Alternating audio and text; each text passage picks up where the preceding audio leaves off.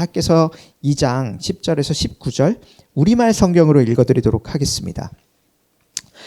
다리오 왕 2년째 되는 해 9째 달 24일에 여호와의 말씀이 예언자 학개에게 임했습니다. 만군의 여호와가 이렇게 말한다. 율법에 관해서 제사장들에게 물어보아라. 어떤 사람이 거룩한 고기를 그 옷자락 속에 싸들고 가는데 그 옷자락이 빵이나 삶은 음식이나 포도주나 기름이나 다른 음식에 닿았다면 그것도 거룩해지냐고 물어보아라. 그러자 제사장들이 그렇지 않습니다라고 대답했다. 그러자 학개가 말했다. 만약 시체를 만져 부정해진 사람이 이것들 가운데 어느 것 하나를 만졌다면 그것도 부정해집니까? 부정해집니다라고 제사장들이 대답했다. 그러자 학개가 대답했다. 내 앞에서 이 백성들이 그렇고 이 나라가 그렇다. 여호와께서 하시는 말씀이다. 그들 손으로 하는 모든 일이 그렇다. 그들이 그곳에서 바치는 것이 모두 부정한 것이다. 그러므로 이제 오늘부터 앞으로 어떻게 될지 잘 생각해 보아라. 여호와의 성전에 돌 하나를 다른 돌 위에 쌓기 전에는 어땠느냐? 그때는 곡식 20섬을 쌓아도 10섬밖에 없었고 포도주 틀에서 50통을 길어와도 20통뿐이었다. 너희와 너희 손으로 하는 모든 일에 내가 말라 죽게 하는 병과 곰팡이와 우박으로 쳤으나 너희가 내게로 마음을 돌리지 않았다. 여호와께서 하시는 말씀이다. 오늘부터 앞으로 어떻게 될지 잘 생각해 보아라. 9째 달 24일부터 여호와의 성전의 기초를 놓던 날부터 생각해 보아라. 창고에 씨앗이 아직도 남아있느냐? 아직 포도나무와 무화과나무와 석류나무와 올리브나무가 열매를 맺지 못했지만 오늘부터는 내가 너희에게 복을 주겠다. 아멘. 저희가 학개서를 함께 살펴보고 있는데 오늘 읽은 말씀이 쉽지 않은 것 같습니다. 그냥 딱 읽으면은 쉽게 잘 이해가 되지 않는 말씀이에요. 근데 오늘 말씀을 읽고 나서 그리고 오늘 말씀을 저희가 자세히 살펴보기 전에 여러분들에게 먼저 하고 싶은 이 질문이 있습니다. 왜냐하면 이 질문에 따라서 오늘 말씀을 우리가 어떻게 이해하는지가 굉장히 결정될 수 있을 것 같아요. 그 질문은 이것입니다. 여러분, 하나님께서 그분의 백성들에게 진정으로 원하시는 것이 무엇입니까? 그 질문을 우리가 오늘 읽은 이 말씀을 보면서도 할 수 있지만 우리 스스로에게도 해볼 수 있을 것 같습니다. 여러분, 하나님께서 여러분들의 삶에 정말로 있기 원하는 것이 무엇인 것 같습니까? 그것이 무엇입니까? 여러분의 삶에 하나님이 정말로 너희 삶에 이것이 있었으면 좋겠어. 내가 이것을 주기를 원해.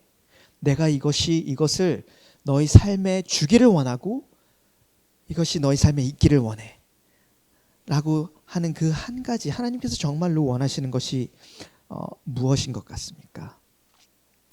오늘 그 읽은 17절의 표현에서 17절에서 아주 짧게 나와 있는데 이런 표현이 있습니다. 너희가 내게로 마음을 돌리지 않았다라는 표현이 있습니다. 그 표현에서 이 질문의 답을 여러분에게 제가 먼저 드리기를 원합니다. 주님께서 그분의 백성들에게 진정으로 원하시는 것은 그들의 마음이 하나님께로 다시 돌아오는 것입니다. 주님께서 여러분의 삶에 한 가지 정말로 있기 원하는 것이 무엇이냐면은 여러분이 정말로 하나님께로 돌아와 그분을 사랑하고 그분과의 교제 가운데 친밀함 가운데 걸어가기를 원하는 것. 그것이 주님께서 그분의 백성들에게 원하시는 것이고 우리의 삶에 원하시는 것이고 오늘 이 학개의 말씀을 읽을 때 우리가 기억해야 할 중요한 기본 전제 중에 하나인 것 같습니다. 오늘 학개의 말씀 우리가 계속해서 읽고 있는 이 말씀의 배경을 지난 2주간 저희가 함께 살펴봤을 때 이스라엘이 바빌론 바빌론 그 제국에 붙잡혀가 이스라엘 그 나라가 망하고 70년 동안 포로로 붙잡혀 있었습니다. 하나님께서 약속하셨던 그 땅, 그 나라가 무너지고 하나님께서 선물로 주셨던 성전이 무너지고 그것들이 빼앗기고 폐허가 되고 70년 동안 그 제국 바빌론 제국 땅에서 포로로 살아가면서 70년이 지난 이후에 이 사람들이 다시 이 땅으로 돌아오게 되는 그런 이야기를 우리가 그런 역사를 계속해서 읽고 있습니다. 그러나 그 모든 과정들이 어느 날 갑자기 일어났던 일이 아니었습니다. 주님께서 계속 선지자를 통해서 경고하시고 주님의 언약을 기억하라고 말씀하시고 주님께로 돌아오라고 계속해서 몇 세기 동안 주님께서 그런 말씀을 하셨습니다. 주님의 언약을 기억하라고 하셨고 주님을 다시 사랑하라고 계속해서 말씀하셨고 나에게로 돌아오라고 마치 집을 나간 아들을 돌아오라고 부르시는 그 하나님의 마음처럼 혹은 남편을 배신한 아내를 돌아오라고 하는 그 마음처럼 주님께서 계속해서 주님의 백성들에게 돌아오라고 말씀하셨던 것, 그것이 오늘 우리가 읽은 그 학개의 말씀에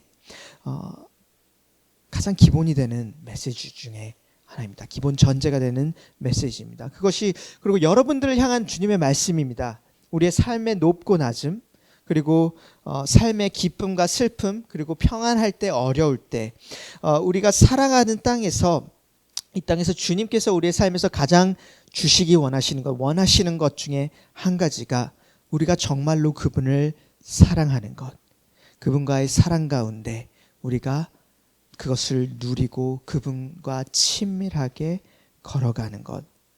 우리가 이 가장 기본적인 하나님의 계획을 놓칠 때에 성경의 많은 이야기들이 이해가 되지 않고 그것 넘어서서 우리의 삶에서 일어나는 많은 일들이 이해되지 않을 때가 있습니다.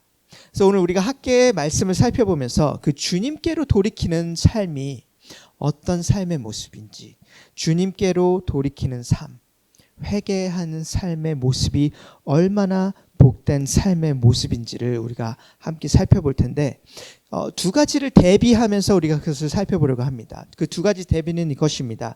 회개함이 없는 삶과 회개함이 있는 삶, 회개 없는 삶과 회개 있는 삶이 어떻게 비교되는지, 어떻게 대비되는지를 우리가 함께 살펴보면서 주님께서 우리에게 원하시는 그 삶의 모습이 무엇인지를 우리가 함께 생각해보고 묵상해보기를 원합니다.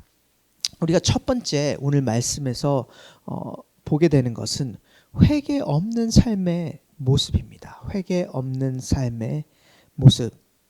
조금 더 구체적으로 우리가 보게 되는 것은 하나님께로 우리의 마음을 돌이키는 것이 없을 때에 우리 삶에 가장 거룩해 보이는 행위조차도 아무런 의미가 없다라는 것을 우리가 발견하게 됩니다.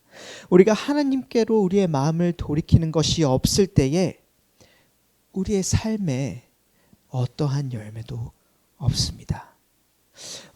오늘 우리가 읽은 이 학개서에서 이 요점을 우리에게는 조금 생소하지만 이스라엘 백성들, 구약의 말씀을 잘 알고 특별히 그 성전에서 일했던 제사장들에게 말씀하시면서 그들에게는 굉장히 납득이 되는 논리로 이 요점을 설명하십니다.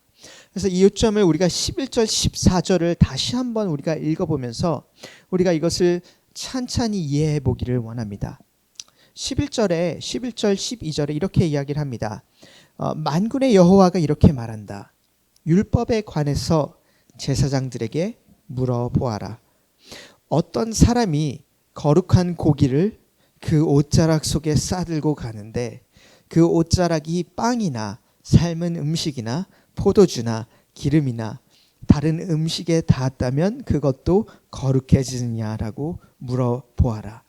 그러자 제사장들이 그렇지 않습니다라고 대답했다.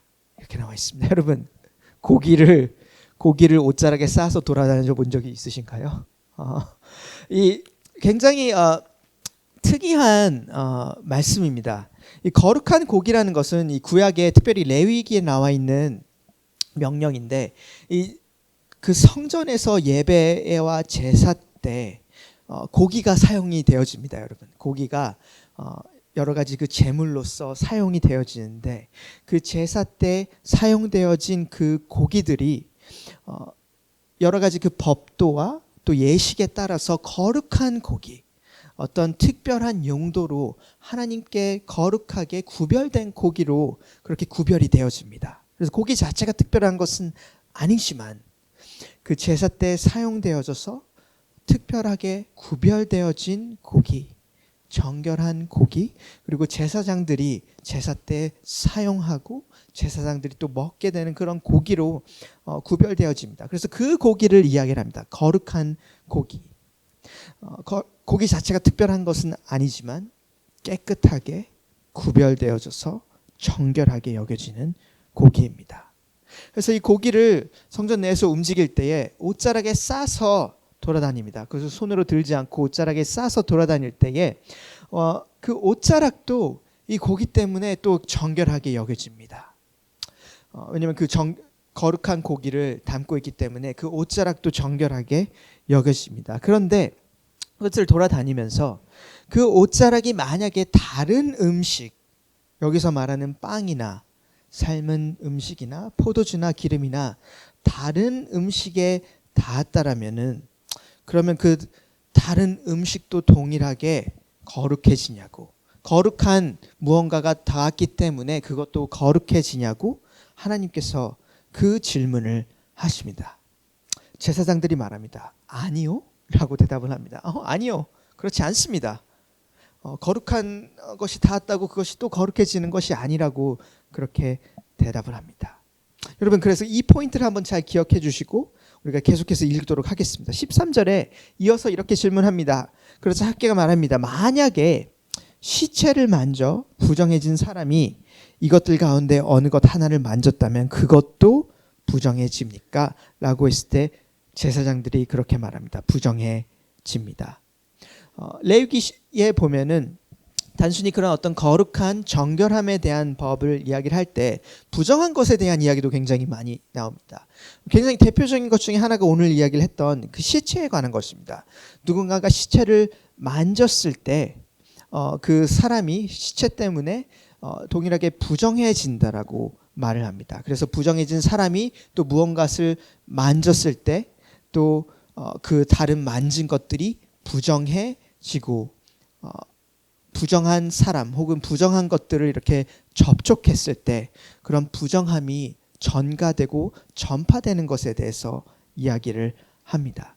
그래서 그 질문을, 그 구약의 어떤 정결의 예식에 대한 그 질문을 가지고 하나님께서 제사장들에게 질문했을 때, 그러면 부정한 사람, 그 시체를 만져서 부정했던 사람들이 동일하게 그런 음식들을 만지게 되면은 그것도 부정해지냐라고 말했을 때 율법을 알고 있었던 제사장들이 그렇게 말합니다. 부정해집니다. 그 거룩함과 정결함은 계속해서 만지고 만진다고 그것이 전가가 되는 것이 아니지만, 부정함은 그것이 깨끗해질 때까지 깨끗해지지 않는 이상 그것이 계속해서 전가되어진다라고 이야기합니다. 우리가 조금 더 이것을 쉽게 이야기하려면 이런 요점입니다. 우리가 건강은 다른 사람에게 전파할 수 없지만 우리의 질병은 충분히 다른 사람에게 전파됩니다. 우리의 건강은 우리가 다른 사람에게 전염시킬 수 있는 것이 아니지만 우리 안에 있는 어떤 질병은 다른 사람에게 충분히 전파가 될 수 있는 것입니다. 그 요점을 우리가 12절 13절에서 주님께서 그 요점을 이야기를 하시면서 14절에서 이렇게 이야기합니다. 그러자 학계가 대답했다. 내 앞에서 이 백성들이 그렇고 이 나라가 그렇다. 여호와께서 하시는 말씀이다. 그들 손으로 하는 모든 일이 그렇다. 그들이 그곳에서 바치는 것이 모두 부정한 것이다.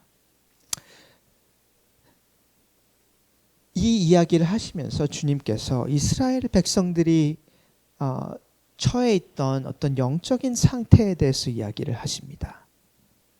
그 마음 안에 하나님을 사랑하는 것이 없습니다. 주님을 정말로 사랑하고 주님과 함께 동행함이 없습니다. 그 마음의 진정한 사랑이 다른 것들 가운데 있습니다. 그리고 주님 앞에서 정결하지 못합니다. 그리고 학계를 통해서 하나님께서 하시는 말씀의 요점이 무엇입니까? 이것입니다. 이들이 열심히 성전을 쌓는 일도 하고 열심히 제사를 드리기도 하고 무언가 주님을 위해서 한다라고 여러 가지 일을 할 때에 그런 여러 가지 일들이 성전을 짓는 일들이 그들을 더욱더 거룩하게 만들거나 그들을 정결하게 만들 수 없었다는 것입니다. 오히려 정반대입니다. 그들이 가지고 있던 주님을 사랑하지 않음 때문에 정결하지 못함 때문에 오히려 그들이 하고 있던 모든 예배와 혹은 성전을 짓는 일들이나 그 손으로 하는 모든 일들이 오히려 부정하게 되고 정결치 못하고 의미를 잃어버린다는 것. 그 포인트를 오늘 학계의 말씀에서 주님께서 이스라엘 백성들에게 하고 계십니다. 회개 없는 삶의 비극이 이것입니다. 우리가 하나님께로 어떤 마음을 돌이킴 없이 우리가 하나님을 사랑함 없이 우리가 주님을 정말로 사랑함 없이 우리가 주님을 위한다고 하는 많은 일들이 혹은 종교적인 예식들이 그 하나님을 향한 사랑이 없을 때에 하나님 앞에서 아무런 의미가 없는 것일 때가 너무 많이 있다는 것입니다. 우리가 일요일 예배에 열심히 참여할 수 있습니다. 우리가 생각하기에 거룩한 일들 혹은 맞는 일들을 우리가 열심히 할 수 있습니다. 그러나 우리 내면에 정말로 주님께 돌이킴이 없다라고 한다라면은 정말로 주님을 사랑함이 없다라고 한다라면은 그때 일어나는 일은 우리의 그 주님을 사랑하지 않음으로 인하여 우리의 하고 있는 그 모든 좋은 일들조차 의미를 잃어버리고 그것들이 주님께서 보시기에 아무런 열매를 맺지 못하는 것이 된다는 것입니다. 그것이 우리가 오늘 보는 그 회개 없는 삶의 비극 중 하나인 것 같습니다. 주님께 돌이킴 없이 우리 마음 안에서 주님을 사랑함 없이 살아가는 그 삶에서 우리의 가장 좋은 것들조차 그리고 우리의 가장 종교적이고 우리가 거룩하게 보이는 일들조차 의미가 없어지고 열매를 맺지 못하는 것.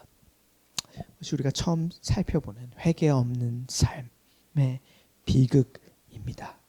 근데 우리가 두 번째 이어서 살펴볼 것은 회개 있는 삶의 모습입니다. 여러분, 왜냐하면 그리스도인의 삶은 회개 없는 그런 비극적인 삶에서 끝나는 것이 아니라 주님께서 우리에게 주신 선물들을 누리는 그 회개의 선물을 누리는 회개 있는 삶을 살아가는 것이기 때문입니다. 그리고 그것이 하나님께서 우리에게 원하시는 것입니다. 우리가 오늘 말씀에서 보게 되는 중요한 요점은 그것입니다. 우리가 하나님께로 마음을 돌이킬 때에 우리의 삶에서 열매를 맺게 됩니다. 우리가 하나님께로 마음을 돌이킬 때에 우리의 삶에서 진정한 열매를 맺게 됩니다. 오늘 이어서 15절을 우리가 읽어보면 이렇게 나와 있습니다. 15절에 그러므로 이제 오늘부터 앞으로 어떻게 될지 잘 생각해 보아라. 여호와의 성전에 돌 하나를 다른 돌 위에 쌓기 전에는 어땠느냐? 그때는 곡식 20섬을 쌓아도 10섬밖에 없었고 포도주 틀에서 50통을 길어와도 20통뿐이었다. 너희와 너희 손으로 하는 모든 일에 내가 말라 죽게 하는 병과 곰팡이와 우박으로 쳤으나 너희가 내게로 마음을 돌리지 않았다. 여호와께서 하시는 말씀이다. 그래서 15절부터 보면은 이들이 시작했던 그 성전을 다시 세워나가는 일의 전과 후를 비교합니다. 주님께서 명하셨던 그 명령에 순종하면서 돌이켰던 그 일의 전과 후를 비교합니다. 회개함의 전과 후를 비교합니다. 이 전에는 16절에 보면 이들이 기대했던 만큼의 열매가 맺어지지 않았습니다. 더 정확히는 17절을 보면은 하나님께서 그 열매를 주시지 않으셨습니다. 그러나 18절에 이들이 하나님께로 다시 마음을 돌이키고 그분의 말씀을 듣고 다시 성전을 짓기 시작한 그 날부터 앞으로의 삶을 생각해 보라고 말합니다. 그 전에는 열매가 없었지만, 그 전에는 내가 기도했던 만큼의 열매가 없었지만, 앞으로는, 너희가 이날 앞으로는 열매를 맺을 것이라는 주님의 약속이 있습니다. 18절부터 19절에 나와 있는 말씀이 그것입니다. 오늘부터 앞으로 어떻게 될지 잘 생각해 보아라. 아홉째 달 24일부터 여호와의 성전의 기초를 놓던 날부터 생각해 보아라. 창고에 씨앗이 아직도 남아 있느냐? 아직 포도나무와 무화과나무와 석류나무와 올리브나무가 열매를 맺지 못했지만 오늘부터는 내가 너희에게 복을 주겠다.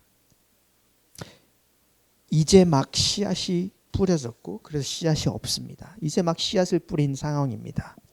그리고 아직 포도나무와 무화과나무와 석류나무와 올리브나무가 열매를 맺을 때가 아직 오지 않았습니다.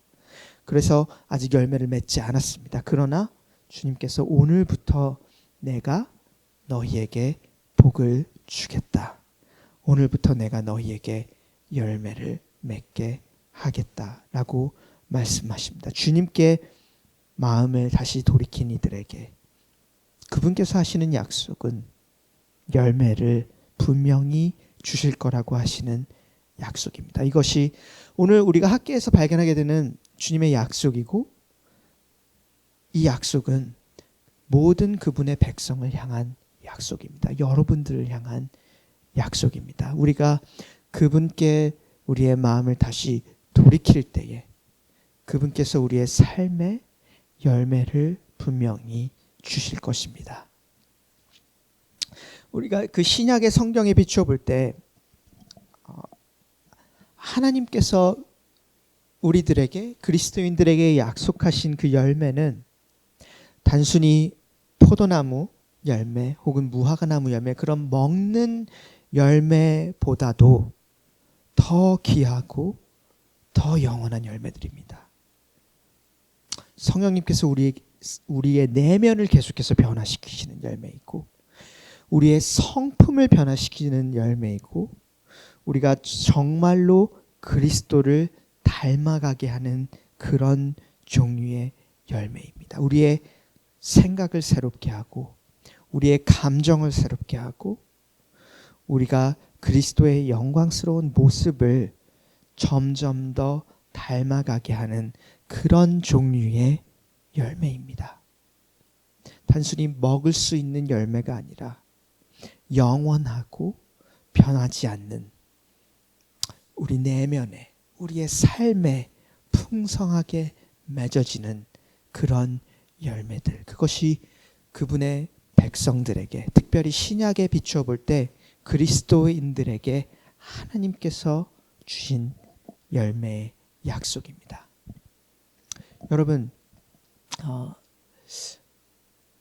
우리가 살아갈 때에 우리의 삶에 그렇게 열매가 없다라고 느껴질 때가 분명히 있을지도 모릅니다.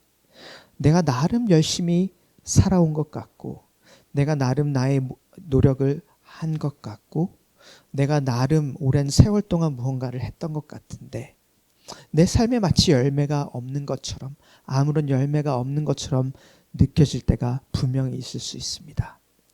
주님께서 우리에게 주시는 격려는 이 약속을 분명히 붙잡으라는 것입니다. 우리가 주님께로 우리의 마음을 돌이킬 때 그분을 다시 사랑하고 그분을 선택하고 그분께 순종할 때에 여러분 분명히 우리의 삶에 아름답고 영원하고 썩을 수 없는 열매들이 맺어질 것입니다. 그 열매를 우리가 함께 보기를 원하고 우리가 함께 그 열매들을 맺어가는 것을 또 축하하고 축복하고 격려하기를 원합니다. 우리가 오늘 마무리를 하면서 오늘 그 말씀에서 보게 되는 굉장히 중요한 복음의 메시지를 하나 나누고 마무리를 하려고 합니다. 아까 우리가 그런 이야기를 했습니다.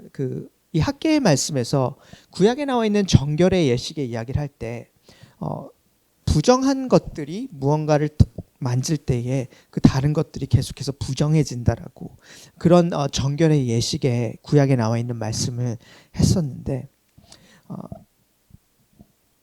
이런 의미입니다. 그것을 다시 한번 생각을 해보면은 그러니까 우리가 의롭다고 생각되어지는 일을 한다고 그것이 우리를 진짜로 의롭게 만들 수 없습니다. 그러나 오히려 우리 안에 있는 어떤 죄와 부정한 것들이 우리가 하는 모든 일들을 얼룩지게 하고 어그러지게 합니다. 우리 안에 있는 그 죄의 모습들이 죄의 열매들이 우리가 하는 많은 삶의 부분들을 많은 것들을 어그러지게 하고 얼룩지게 합니다. 그것이 우리가 우리 삶에서 경험하는 많은 현실들일 때가 많이 있습니다. 그렇다면 그리스도인들이 가지고 있는 소망은 무엇입니까? 만약에 우리 안에 있는 그런 죄의 모습들이 우리의 삶에 그런 열매들을 맺는다라고 한다면 그리고 그것들이 계속해서 막 이렇게 퍼져나간다라고 할 때 그것이 우리가 살고 있는 세상이라고 할 때 그렇다면 우리가 가지고 있는 진짜 소망, 그리스도인의 소망은 무엇입니까? 그것은 우리가 성경 전체를 읽을 때에 유일하게 이런 그 부정함과 정결함의 공식을 깨트리는 분이 한 분 있다라는 것입니다. 복음서의 말씀을 읽다 보면은 예수님께서 여러 사람들을 만날 때 자주 이 모세의 그 정결법에 의하면 부정한 사람들과 만나고 교제하고 그분들과 함께 시간을 보냅니다. 죄인들, 세리들, 혈류병을 앓던 여인, 혹은 심지어 죽은 시체들. 예수님께서 그들을 피하지 않으시고 그들을 만지시고 그들과 함께 하십니다. 그러나 여러분 복음서의 말씀을 자세히 읽어보면은 그 어떤 접촉도 그 어떤 부정한 것들도 예수님을 부정하게 만들지 못했습니다. 오히려 언제나 그 반대의 일이 일어납니다, 여러분. 오히려 그 반대의 일이 일어납니다. 예수님과 함께했던, 예수님과 접촉했던, 부정했던 사람들이 정결해집니다. 죄인들이 용서를 받고 깨끗해집니다. 혈류병을 앓던 여인이 예수님을 만졌을 때 그 병에 치유함을 얻습니다. 심지어 죽어있던 시체, 죽은 나사로도 생명 가운데로 다시 살아납니다. 우리가 예수님이라는 사람을 볼 때 성경 전체가 말하고 있는 그 정결함과 부정함과는 전혀 다른, 전혀 정반대의 모습을 우리가 예수님에게서 발견합니다.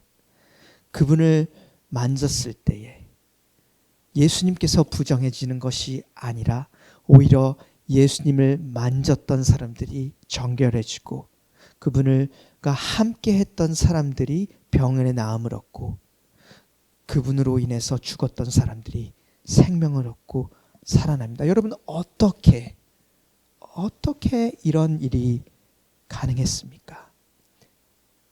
단순히 그분이 신적인 존재여서 그랬던 것입니까? 아닙니다. 그분이 단순히 어떤 하나님이었더라면은 구약에 의하면은 오히려 그 죄인들이 하나님 앞에 섰을 때 멸망하는 것이 당연한 결과입니다. 그것이 가능했던 이유는 여러분, 예수님께서 모든 죄인들의 그 죄를 담당하여 십자가에 죽으셨기 때문입니다. 그분께서 우리의 죄를 담당하시어 십자가에 죽으심을 통해 그분의 의로움을 우리에게 주셨기 때문입니다. 그분께서 우리를 용서하시고 우리의 죄를 대신 가져가심으로 우리를 깨끗게, 완전히 깨끗게 하셨기 때문입니다. 어떤 방법과 어떤 수단으로도 할 수 없었던 일을 하나님께서 그리스도의 십자가 가운데 하셨습니다. 우리가 마땅히 정말로 일어났어야 될 일은 그 부정함과 혹은 죄악들과 그런 것들이 계속해서 우리를 썩게 만들고 우리의 삶의 열매를 맺는 것이었다라면은 그리스도께서 십자가 가운데서 하셨던 일은 우리를 완전히 깨끗게 하시고 그분의 의로움을 우리에게 주시고 우리의 죄와 우리의 부정함을 그분께서 가지고 가시어 십자가에서 대신 하나님의 형벌을 받으셨습니다. 여러분, 그렇기 때문에 우리가 오늘 그분께로 돌이킬 수 있는 것입니다. 우리가 오늘 그분께로 우리의 마음을 다시금 돌이킬 수 있는 것입니다. 그것이 우리에게 주신, 하나님이 그리스도 안에서 우리에게 주신 선물입니다. 회개라는 것이 무엇입니까? 여러분, 회개라는 것은 매일매일 그리스도께로 나아가 그분의 깨끗게 하심이 필요하다는 것을 우리가 고백하는 것이고, 동시에 그분께서 완전히 우리를 깨끗게 하셨다라는 것을 다시금 신뢰하는 것입니다. 그분께로 마음을 돌이켜 그리스도가 주시는 생명을 받고 그것을 의지하고 누리고, 그리고 그것을 가지고 또 우리에게 주어진 하루하루 세상으로 나아가는 것입니다. 그리고 그리스도께서 주시는 그 생명을 가지고 우리가 나아갈 때 여러분, 두려움 없이 나아가기를 격려합니다. 왜냐하면 그리스도께서 주시는 그 생명을 가지고 우리가 나아갈 때에 우리가 생각하는 그런 부정한 것들 그리고 악한 것들이 우리를 침범할 수 없습니다. 왜냐하면 그리스도의 생명이, 그리스도께서 우리에게 주시는 정결함과 깨끗함이 우리가 마주하는 어떤 죄와 악보다 훨씬 더 위대하고 훨씬 더 능력이 있기 때문입니다. 우리 시간에 함께 기도하면서 오늘 시간을 마치도록 하겠습니다.